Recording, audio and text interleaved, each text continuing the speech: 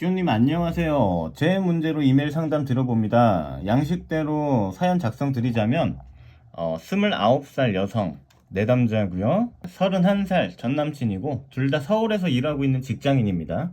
거리도 차로 20분이면 서로 왕복이 가능할 정도로 가까운 거리에 살고 있습니다. 만나게 됐던 계기를 말씀드리자면 전남친은 헬스 트레이너예요. 저는 회원이었어요.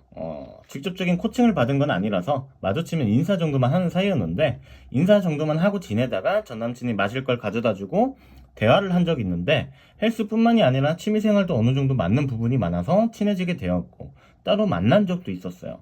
그때 전남친이 제가 사실 마음에 있었다고 얘기하면서 고백 후에 사귀게 되었습니다. 연애는 대략 300일 정도 연애했고요. 작년 7월에 헤어졌다가 10월에 다시 만났고 시우님 유튜브를 보고 난 후에 2월에 재접근을 한 상태입니다. 맨 처음엔 분위기 좋았던 것 같은데 제 실수로 인해서 현재 관계가 다시 루즈해졌어요. 그래서 상담 드립니다. 추가 변동 상황으로는 현재는 서로 연락을 끊었대요. 그러니까 지금 연락을 끊은 상태라는 거죠.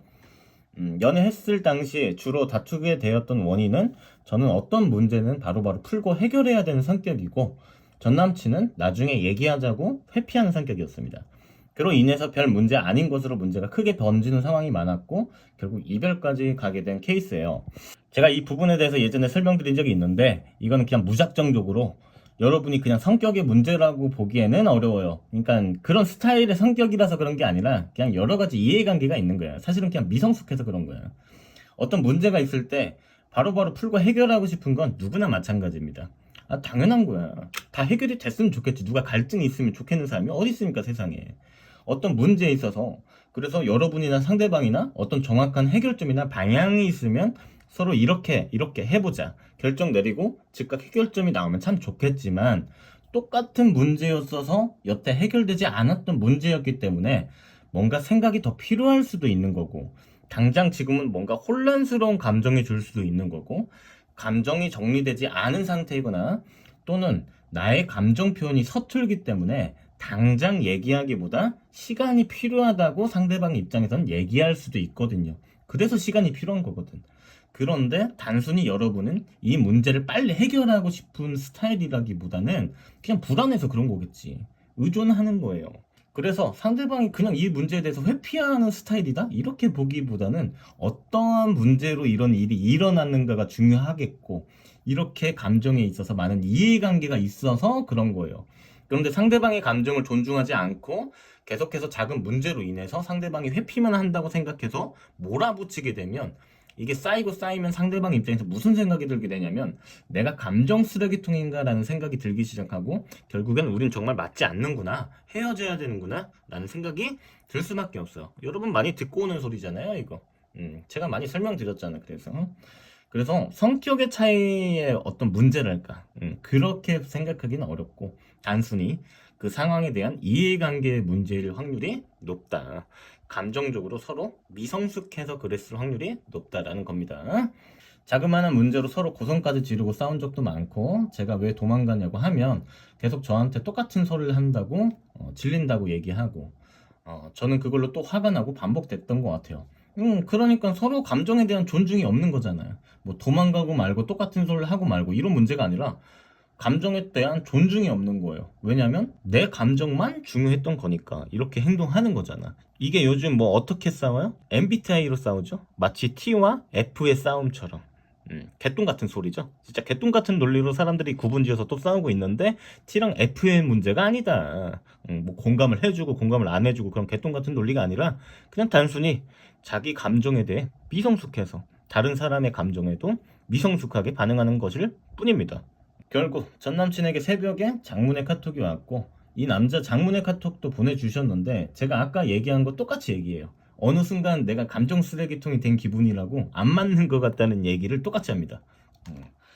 저는 울면서 다시 전화하고 붙잡았고 전 남친도 울었지만 붙잡히지 않았습니다. 그 뒤로 너무 힘들어서 제가 헬스장을 관두고 9월쯤 다시 정신을 차리기 시작해서 제 일상도 다시 올리고 그랬는데 전 남친이 제 인스타를 보고 좋아요 누른 걸 시작으로 다시 연락이 닿았고 서로 다시 노력해보자 하고 만났지만 똑같은 문제로 2주 만에 또 이별.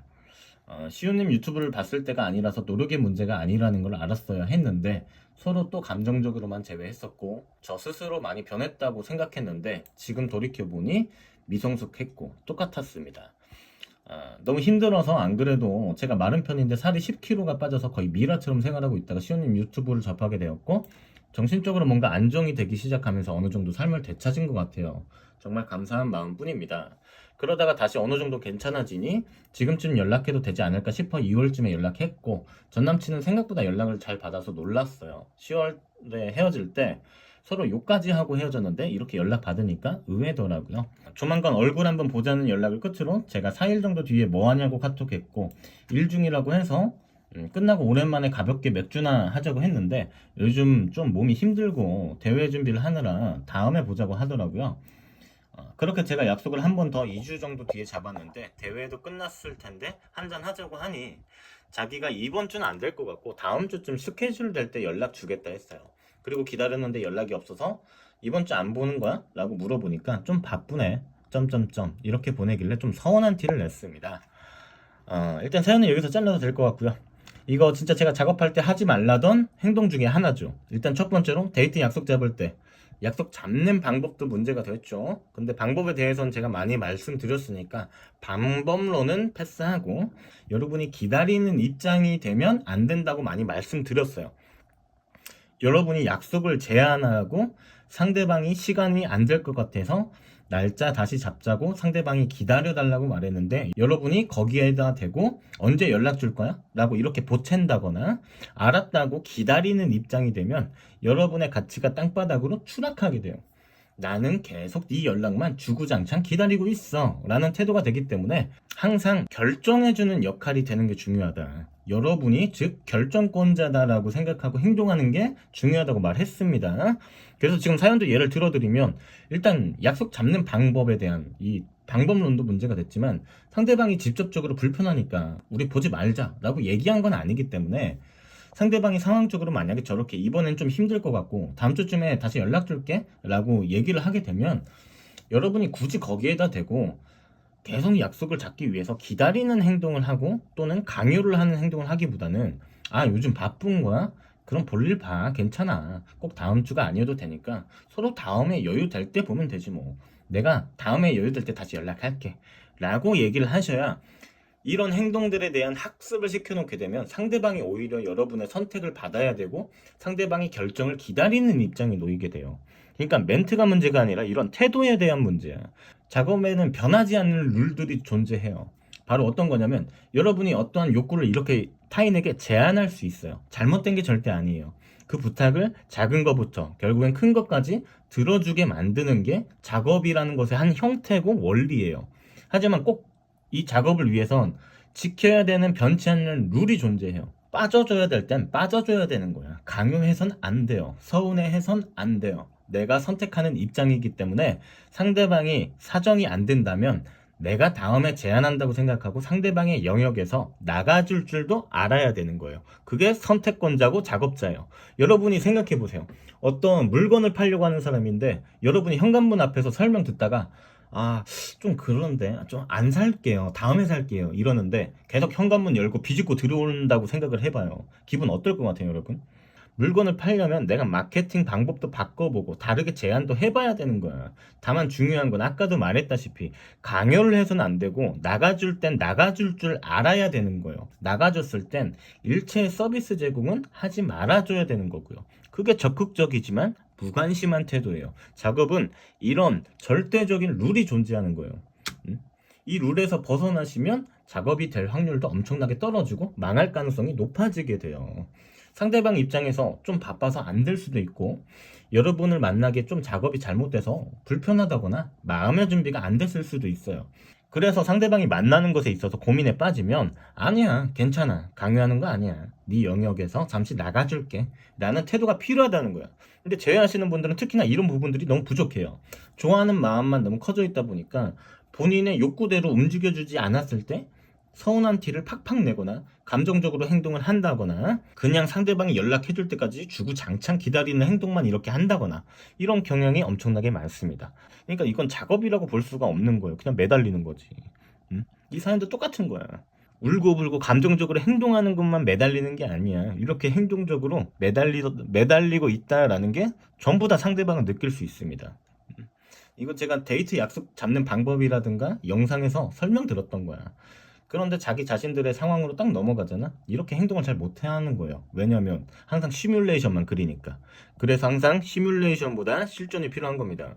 내가 다른 이성들한테 약속 잡는 방법, 그리고 빠져줄 때 어떻게 빠져줘야 되는지 본인 스스로 조금만 훈련이 되어 있어도 약속 잡는 데 있어서 이런 뻘짓을 할 리가 없어. 내가 이렇게 약속 잡는 방법에 대해서 가르치고 이렇게 빠져줘야 되는 치고 빠지기 전략에 대해서도 가르쳐 주잖아. 그럼 해봐야지 다른 이성들한테.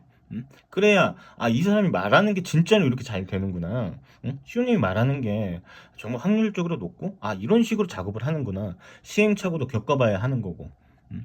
그래야 본인들이 좋아하는 상대방한테 작업을 하죠. 머리에서 시뮬레이션만 그린다고 그게 될 것 같아? 어림도 없어요. 제가 여러분 연애 가르치는 거 머리에서 시뮬레이션만 그리면서 가르치는 거라고 생각해요? 일단 제가 카톡은 쭉 읽어봤거든요.